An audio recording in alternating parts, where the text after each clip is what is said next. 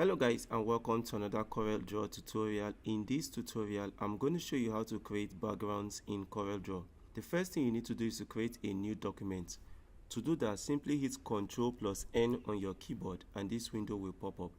The next thing you need to do is to select a template for your document and give it a name. So I'm just going to select this document, and for this tutorial I'm just going to leave all of this for the sake of this tutorial and hit OK. And as you can see over here, a new document has been created. The next thing we need to do is to create a background. So come over here to layout and scroll down and select page background, and we have two options for background. Right now it's on no background. We can select solid background or bitmap. We can select solid background or bitmap. I'm going to select solid background. So you come over here and choose a color you prefer. For the sake of this, I'm just going to select green and come over here and hit OK.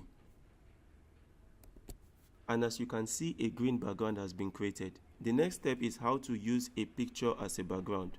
To use a picture as a background, simply scroll over here back to layout and scroll down over here and select page background and change it from solid to bitmap.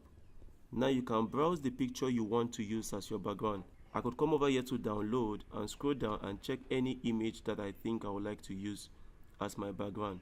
For the sake of this tutorial, I'll just select a random one and hit import and hit OK. And as you can see, we've created a custom background using an image in CorelDRAW. And that's it guys on how to create backgrounds in CorelDRAW. Thank you and see you in my next tutorial tomorrow.